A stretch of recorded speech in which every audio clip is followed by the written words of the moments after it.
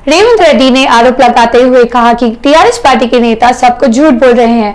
उन्होंने कहा है कि केसीआर निजाम के नक्शों के कदम पर चल रहे हैं और भारतीय जनता पार्टी किसान के विरुद्ध सरकार है। इसी संदर्भ में कांग्रेस अध्यक्ष रेवंत रेड्डी ने कहा कि तेलंगाना राज्य आरंभ से आंदोलनों तथा संघर्षों का गढ़ रहा है। ऐसे महत्वपूर्ण राज्य को टीआरएस पार्टी ने नशेड़ियों पियक्कड़ों का गढ़ बना दिया है। उन्होंने पुलिस तंत्र पर भड़कते हुए कहा कि उपचुनावों के संदर्भ में पुलिस अपनी ईमानदारी से सेवा न देते हुए आम लोगों को रोककर परेशान कर रही है। रेवंत रेड्डी ने इसी संदर्भ में कहा कि टीआरएस तथा भारतीय जनता पार्टी हुजूराबाद को दुर्व्यसनों का केंद्र बना दिया है। उन्होंने भविष्यवाणी करते हुए कहा कि जल्द ही टीआरएस की पार्टी में बगावत की चिंगारी फूटेगी।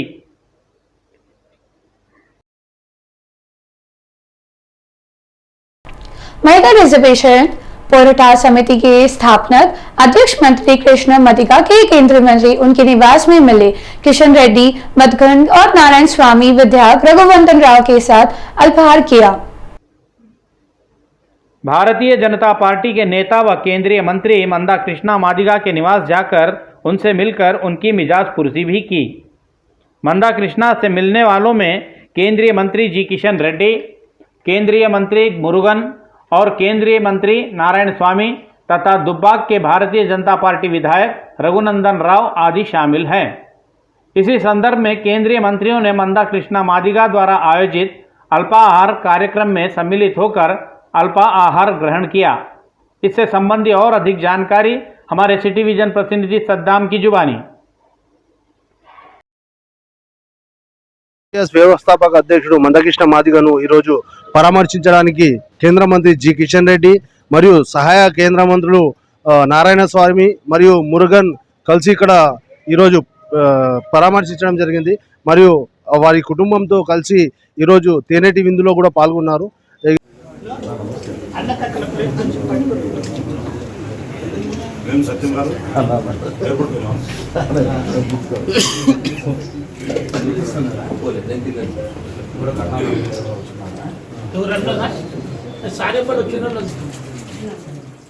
तेलंगाना राज्य में मादक पदार्थों के राज्य में पुलिस के विभाग करने के कुमारी का असली युवकों में जागृत लाने के लिए उन्होंने सार्थक करने के लिए आर्ट्स कॉलेज के पास विद्यार्थियों की पुलिस के जागृत की कार्यक्रम आयोजित किया, जिसकी नगर पुलिस आयुक्त अंजनी कुमार ने उद्घाटन किया। मलिचपाला। इस मौके पर नगर पुलिस आयुक्त अंजनी कुमार ने विद्यार्थियों को मादक पदार्थों के सेवन से होने वाले नुकसानों की जानकारियां दी। उन्होंने कहा कि देश के अन्य नगरों की तुलना में हैदराबाद शहर में मादक पदार्थों की समस्या उतनी अधिक नहीं है। ऐसा होने के बावजूद भी हमें सतर्क रहने की आवश्यकता है। इस कार्यक्रम में अंबरपेट क्षेत्र के विधायक कालेरू वेंकटेश, उप्पल क्षेत्र के विधायक बेती सुभाष रेड्डी, उस्मानिया विश्वविद्यालय के कुलपति रविंदर, पुलिस उपायुक्त रमेश, हैदराबाद नगर पुलिस कर्मियों सहित भारी संख्या में आर्ट्स कॉलेज के विद्यार्थी उपस्थित थे। इसी मौके पर पुलिस अधिकारियों ने कहा कि जिस किसी को अपनी संतानों को नशीले पदार्थों की लत लगने जैसी अनुभूति होती है तो वे इस बात की सूचना तत्काल पुलिस को दें। उन्होंने इस दिशा में विद्यार्थियों के माता पिताओं से विषयों को न छिपाने का आग्रह किया। पुलिस अधिकारियों ने कहा कि हम मादक पदार्थ रहित समाज स्थापित करने की दिशा में हर कोई व्यक्ति प्रयास करना चाहिए। उन्होंने कहा कि प्रतिस्पर्धा वाले इस युग में स्वयं को उच्च शिखर तक पहुंचाने के लिए किसी भी प्रकार के गलत आदतों से दूर रहने की आवश्यकता है। Say no to ganja, say no to drugs. And ఈ సందర్భంలో ఈరోజు నేను students, young boys and girls కి ఎంత మంచి ఎంతూజియాజం చూసాము। నాకు పూర్తిగా నమ్మకం ఉంది that even 1% whoever are indulging in this vice, they will leave it and మన ఈ క్యాంపెయిన్ కంటిన్యూ చేయాలి। ఈ సందర్భంలో నేను అందరు పేరెంట్స్ కి కూడా అప్పీల్ చేస్తున్నాము, any issue we are ready to help you in everything. అంటే యంగ్ బాయ్స్ అండ్ గర్ల్స్ మన కంట్రీకి ఫ్యూచర్ ఉన్నారు। We have to take care of their health, we have to take care of their being. Thank you so much. Commissioner గారి ఆధ్వర్యంలో Osmania university కులపతి vice chancellor గారి ఆదేశాలతో ఒక మంచి ప్రోగ్రాము డ్రగ్స్ వాడకానికి వ్యతిరేకంగా ప్రోగ్రాం తీసుకున్నాను। కొన్ని వేల మంది విద్యార్థినులు దీంట్లో పాల్గొనడం, మన ముఖ్యమంత్రి గారు తెలంగాణను డ్రగ్స్ రహిత తెలంగాణ చేద్దామనే ఉద్దేశం ఉంది. కాబట్టి యువతులకు అందరికి కూడా విజ్ఞప్తి ఏంటంటే డ్రగ్స్ను వాడుకోవడమే కాకుండా మీ స్నేహితులకు చుట్టాలకు ప్రతి ఒక్కరికి కూడా దీనివల్ల వచ్చే దుష్ఫలితాలు మీరు తప్పకుండా అందరికీ చేరదీయాలని నేను కోరుతున్నాను. అదేవిధంగా మంచి సోషల్ రెస్పాన్సిబిలిటీ ఉన్న పర్సన్స్ కూడా దీంట్లో ఇన్వాల్వ్ అయ్యి డ్రగ్స్కు వ్యతిరేకంగా గాంజాయికి వ్యతిరేకంగా ప్రచారం చేయాలని కూడా నేను కోరుతున్నాను. Thank you. Osmania university arts college historical place నుండి ఒక హిస్టారికల్ అకాడమిక్ సెంటర్ నుంచి నో డ్రగ్స్ క్యాంపెయిన్ స్టార్ట్ చేసినటువంటి పోలీస్ డిపార్ట్మెంట్ వారికి మొదలు కృతజ్ఞతలు జరుపుతున్నాను. ముఖ్యంగా క్యాంపస్ ఇలాంటి వాటికి అట్రాక్ట్ కాకుండా ముఖ్యంగా పేర్ గ్రూప్లో ఈ యొక్క క్యాంపెయిన్ తీసుకొచ్చి కాన్షియస్నెస్ డెవలప్ చేయడానికి పోలీస్ డిపార్ట్మెంట్ తీసుకున్నటువంటి ఏదైతుందో దానికి అనుగుణంగానే మేము కూడా ఉస్మానియా యూనివర్సిటీలో ఎన్ఎస్ఎస్ ద్వారా కూడా ఈ క్యాంపెయిన్ ముందుకు తీసుకువెళ్తాము. అదేవిధంగా ఎవరికైనా విద్యార్థులు కనుక అలాంటి సిమ్టమ్స్ కనుక ఉన్నట్లయితే డిపార్ట్మెంట్ సైకాలజీ డిపార్ట్మెంట్లో కౌన్సిలింగ్ సెంటర్ కూడా ఉంది, సహాయం అనే సెంటర్ ఉంది. ఆ సెంటర్ ద్వారా పిల్లలను వాటి నుంచి బయటకు తీసుకురావడానికి చేసేటువంటి ప్రయత్నం కూడా ఉస్మానియా యూనివర్సిటీ చేస్తుంది చాలా కాలం నుండి, ఇక ముందు కూడా చేస్తుంది. ముఖ్యంగా ఈ సమస్య అనేటువంటిది అవుతుందో ఇది ప్రధానంగా కొంత హై క్లాస్ ఫ్యామిలీస్లలో ఉన్నదనేటువంటి మన పేపర్ల ద్వారా చూస్తున్నాము, అది కనబడుతుంది కూడా. ముఖ్యంగా ఉస్మానియా యూనివర్సిటీలో ఇలాంటి సిమ్టమ్స్ అయితే ఇక్కడ మా దృష్టికి రాలేదు, కనబడలేదు.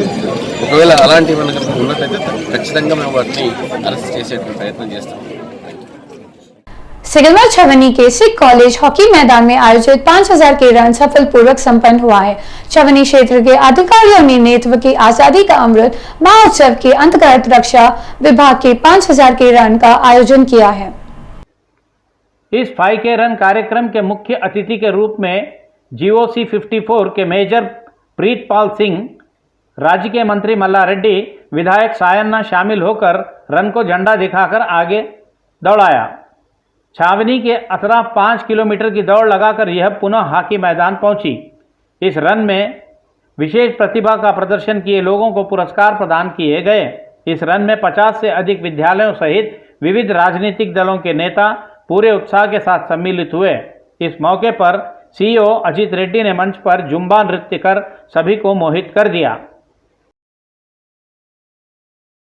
5K mini marathon location of आज़ादी का अमृत महोत्सव मतलब शॉर्ट टाइम में प्लान చేస్తాను this is very grand success and major general Pritpal Singh GOC 54 bison division honourable minister Malla Reddy గారు ఎమ్మెల్యే సాయన్న గారు అదర్ డిప్యూటీస్ ఈరోజు స్పెషల్ గెస్ట్ చేశారు. So we have had 2 groups under 45 age group ఒకటి 45 ప్లస్ ఏజ్ గ్రూప్ ఒకటి 3 winners declare చేయడం జరిగింది. The idea is it not a competition, ఒక ఈవెంట్ని మనం సెలబ్రేట్ చేసుకున్నాము 40 years ఆఫ్ ఆజాదీ కా అమృత్ మహోత్సవ్. మన honourable prime minister it started this campaign on March 12, 2021 on the occasion of 91 years of completion of Dandi March. On the occasion చేసుకొని 75 years of independence day celebrate చేసుకోవడం ఉద్దేశంతో in order to inculcate that the values of our independence, మన freedom ఫైటర్స్ని ఎవరైతే మన దేశం కోసం sacrifice చేసుకుంటూ అందరూ గుర్తు చేసుకుంటూ ఈరోజు ఉన్న యంగ్ జనరేషన్ యంగ్ జనరేషన్లో ఈ వాల్యూ సిస్టమ్ని వాళ్ళకి తెలియాలి, వాళ్ళని మనం స్మరించుకోవాలి ఉద్దేశంతో మర్చిపోకుండా స్మరించుకోవాలి ఈ క్యాంపెయిన్ చేయడం జరిగింది. मानवतावादी डेप्यूटी काउंसिल कांग्रेस के पार्टी ए ब्लॉक के अध्यक्ष परमेश्वर रेड्डी ने एक सड़क पर आके गरीब परिवार की मदद की और परिवार का सहारा दिया। परिवार के वरिष्ठ सदस्य रामुलू का निधन हो जाने से उनका पूरा परिवार सड़क पर आ गया है। इस कारण उनकी 2 संतानें हैं, एक पुत्री और एक पुत्र। पुत्र भी पोलियो से पीड़ित है। इस बात की जानकारी मिलने पर परमेश्वर रेड्डी ने MPR से सहयोग से उनकी सहायता की। स्थानीय कॉलोनी वासियों ने परमेश्वर रेड्डी को रामुलू के पीड़ित परिवार की पूरी जानकारियां दी। उन्होंने पीड़ित परिवार के घर जाकर उन्हें धैर्य बंधाकर आश्वासन दिया कि वे उनकी हर प्रकार से मदद करेंगे। भारतीय सब्जी प्रकार संघ के सदस्य विराट अली ने कहा है कि देश भर में पत्रकारों के द्वारा सामने किए जा रहे हैं समस्याओं का हल निकलने के लिए केंद्र और राज्य सरकारों लापरवाही कर रही है। आज यहां हैदराबाद स्थित होटल टूरिज्म प्लाजा में भारतीय श्रमजीवी पत्रकार संघ के कार्यकारिणी की बैठक संपन्न हुई।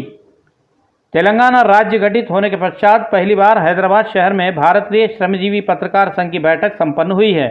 इस अवसर पर संघ के सदस्य विराट अली ने बताया कि श्रमजीवी पत्रकारों के कानूनों सहित पत्रकारों के प्रातिनिधित्व वाले संस्थाओं को कमजोर करने के प्रयास किए जा रहे हैं। इन मुद्दों पर भी चर्चा की जाएगी। उन्होंने बताया कि यह बैठकें 2 दिनों तक चलेंगी।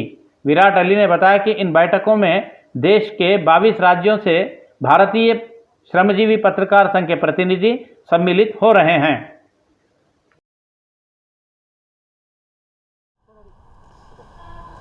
తెలంగాణ రాష్ట్ర ఆవిర్భావం తర్వాత హైదరాబాద్ వేదికగా తొలిసారిగా ఇండియన్ జర్నలిస్ట్ యూనియన్ జాతీయ కార్యవర్గ సమావేశాల్ని హోటల్ టూరిజం ప్లాజాలో ఇవాళ నుండి నిర్వహించడం జరుగుతుంది. ఇవాళ రేపు 2 రోజుల పాటు ఈ సమావేశాలు ఇక్కడ జరుగుతాయి. దాదాపు 22 రాష్ట్రాల నుండి ఇండియన్ జర్నలిస్ట్ యూనియన్ ప్రతినిధులు ఈ సమావేశంలో పాల్గొన్నారు.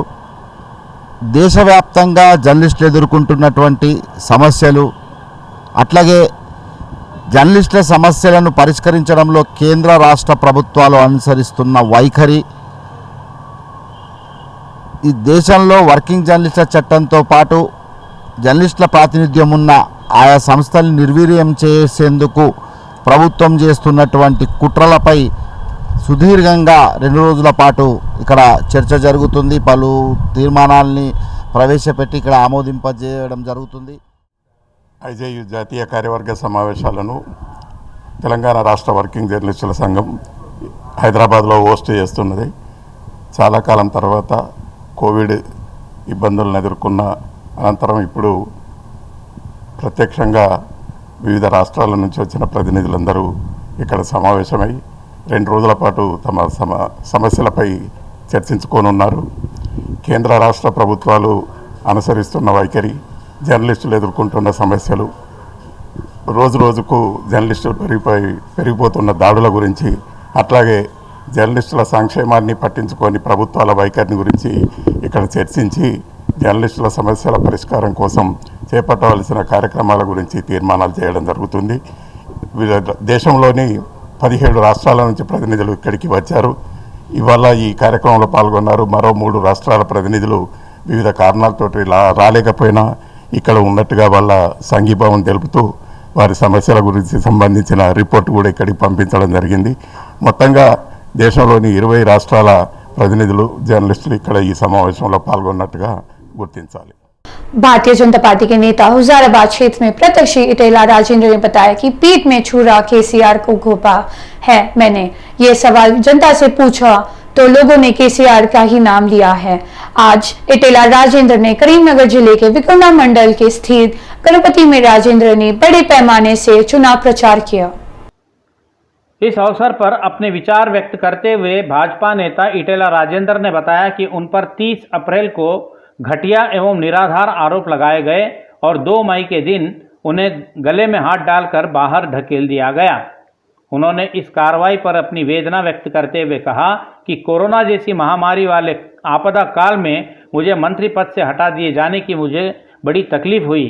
मुझे तकलीफ मेरा मंत्री पद चले जाने से नहीं हुई, बल्कि राज्य की जनता के संकट काल में मेरे हटने का दुख हुआ है।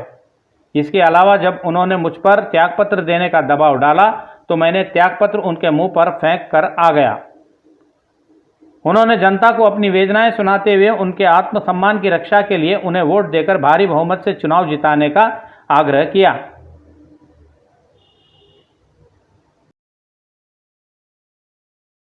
खम्मम जिले के अतिरिक्त कलेक्टर स्नेहलता मोगली ने सरकारी अस्पताल में बालिका शिशु का जन्म दिया है। सरकारी अस्पतालों के प्रति जनता में विश्वास दिलाने के लिए कलेक्टर ने इस कार्यवाही में मंत्री पुवाड़ा अजय कुमार की सहारा की। यह ऐसा हो तो स्नेहलता मोगिली गत कुछ महीनों से जिले के स्थानीय निकायों संस्थाओं में अतिरिक्त कलेक्टर के रूप में सेवारत थी। शुक्रवार के दिन उन्हें प्रसव पीड़ा आरंभ हुई, जिस कारण उन्हें खम्मम के सरकारी अस्पताल में भर्ती कराया गया, जहां उन्होंने एक शिशु बालिका को जन्म दिया। यह समाचार सामाजिक माध्यमों पर वायरल हुआ। जिससे राज्य के मंत्री पुवाड़ा ने अस्पताल जाकर उनकी मिजाजपुरसी की और शिशु को गोद में उठा लिया। खम्मम के लोगों ने अतिरिक्त जिलाधीश स्नेहलता के इस साहस की सराहना करते हुए बताया कि जब वह गर्भवती थी तब भी उन्होंने पूरी स्फूर्ति के साथ जनता की सेवा की थी।